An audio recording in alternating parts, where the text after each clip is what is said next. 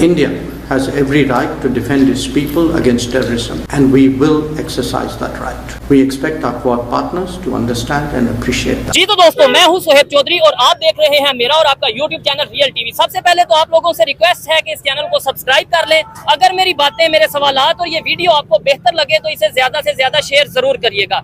बहुत बड़ी खबर सामने आई है। कुछ दिन पहले चाइना में एससीओ की मीटिंग हुई थी, वहां पर पहलगाम इंसिडेंट के ऊपर कंडेम नहीं किया गया था, जिसके बदले में इंडिया ने उसके ऊपर फाइनल जो उनका एक वो साइन था उसके साइन करने से इनकार कर दिया।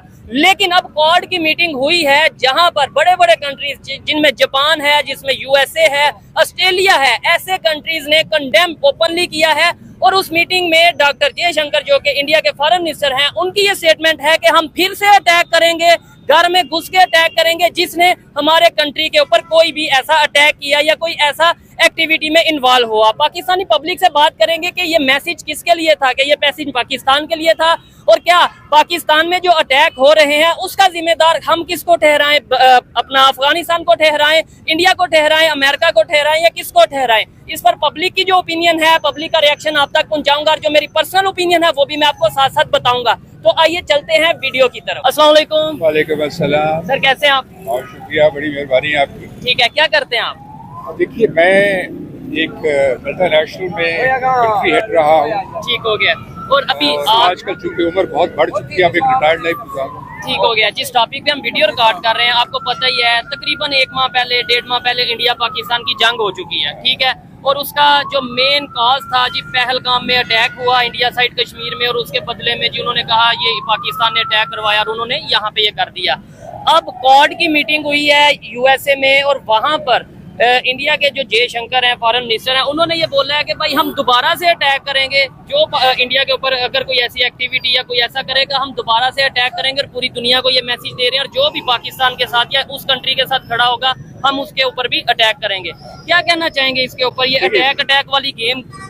देखिए, अपनी बात पूरी, वॉर जो है, ये जंग जो है, ये कोई मजाक नहीं होती। बिल्कुल जबरदस्त।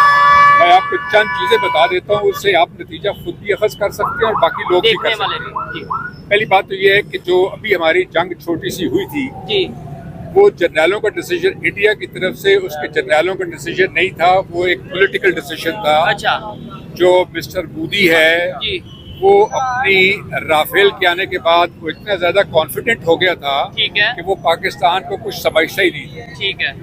दूसरी जो उसकी सबसे बड़ी बात थी वो ये थी कि उसने पाकिस्तान को बहुत अंडर एस्टिमेट किया था। उसको पता ही नहीं था कि पाकिस्तान ने पिछले 6-7 सालों में किस हद तक तरक्की कर ली है। जी। सेकेंड ये है कि इसकी पॉलिटिकल, इस जंग के बाद जो इसकी पॉलिटिकल स्टेचर है, या आप यूँ कह लीजिए कि इसका जो सियासी कद है वो बहुत ज्यादा डैमेज हो गया है। अच्छा। अब चूंकि उसका कद डैमेज हो गया है तो वो चाहेगा कि वो अपना कद वापस हासिल करे, दोबारा अटैक कर सकते हैं, और उसकी जरूरत भी है कि वो दोबारा अटैक करेगा। ठीक है। मेरी नजर में जो इस वक्त जंग है वो इमिनेंट है, मतलब एक होगी, और इंडिया के लिए ये इनएविटेबल है। यानी इंडिया जो है वो इस जंग को जरूर करेगा, क्योंकि उसको अपनी जो ग्राउंड लॉस किया है वो उसको वापस हासिल करना नहीं। तो सर क्या हमारी तैयारी है, और दूसरे नंबर पे इससे नुकसान कितना होगा? चले मानना इंडिया की इकोनॉमी और ये सारा कुछ बेहतर है, मतलब दुनिया में 4थी 5वीं बड़ी इकोनॉमी है, हम थोड़ा सा भी समझ लें मुश्किल में है, स्ट्रगल कर रहे हैं इकोनॉमी वाइज, लेकिन इससे नुकसान तो दोनों का होगा, या सिर्फ एक का हो जाएगा कि पाकिस्तान का हो गया, या सिर्फ इंडिया का हो गया? देखिए, बात यह है कि लॉसेस तो होते हैं, जब दोनों जंग करेंगे तो लॉसेस होंगे, ठीक है, लेकिन इंडिया के लॉसेस बहुत ज्यादा होंगे। हाँ। इसलिए कि इस जंग में जो हमने जंग लड़ी है, इसमें हमने वो अपने औजार, वो हथियार या वो इंस्ट्रूमेंट जो है, हाँ, वो इस्तेमाल ही नहीं किए। ठीक है। अपने वो मिसाइल इस्तेमाल नहीं किए। अभी तो हमने थोड़ा सा ही एक्टिवेट किया अपनी एयरफोर्स को। आप देखिए कि हमारे 3 ऑर्गन हैं, एक नेवी है, एक आर्मी है और एक एयरफोर्स है, और हमारी एयरफोर्स ने सिर्फ 4-5 घंटे की लड़ाई में उनका सत्यानाश कर दिया है। अच्छा। तो अब इतना नुकसान पड़ता, बहुत सा नुकसान इंडिया का हो चुका है जो कि वो इंडिया वाले नहीं बता रहे अब। ठीक है। वो अगर आप उनके डॉक्यूमेंट्स पढ़ें या जो यूट्यूब पे उनके जो इंडिपेंडेंट जर्नलिस्ट हैं वो आपको बताएंगे कि कितना नुकसान उसका हो चुका है। ठीक हो गया। अब वो उस नुकसान को पूरा करने के लिए कुछ ना कुछ हरकत करेगा। ठीक है, और अभी वो तैयारी भी कर रहे हैं। आज की खबर ये है कि उन्होंने रशिया से फिर वारशिप, मतलब जो नेवी के लिए वारशिप होती है तमाल के नाम से, ठीक है, तमाल के नाम से, वो उन्होंने फिर खरीदी है। और वो मतलब इस तरीके से टेक्नोलॉजी अपने आप डिफेंस टेक्नोलॉजी इक्विपमेंट्स बढ़ा रहे हैं। इसके ऊपर क्या हम भी चाइना या यूएसए या अपनी ही मदद से ये काम कर रहे हैं टेक्नोलॉजी के ऊपर, डिफेंस के ऊपर? ये इनफैक्ट मेरा जो पॉइंट है जी कि जंग होगी उसको आपने सपोर्ट किया है। क्योंकि जो इंडिया इतने आर्म्स, एम्यूनिशन, मिसाइल्स या डिफेंस सिस्टम खरीद रहा है तो वो उसने कोई हांडी तो नहीं पकानी उनकी।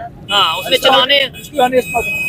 अब ये जो वॉर है, ये वॉर का जो बेहतरीन तरीका मौका है वो है सितंबर अक्टूबर में। अच्छा, सितंबर अक्टूबर में वॉर इसलिए ज्यादा चांसेस हैं कि एक तो इंडिया को और उसके जनरलों को ये जो 5-6 महीने का वक्फा है, 4-5 महीने का, इसमें तैयारी करने का मौका मिल जाएगा। ठीक है। सेकेंडली, इस दफा जो डिसीजन होगा वो आर्मी और पॉलिटिकल अथॉरिटी दोनों लेंगे।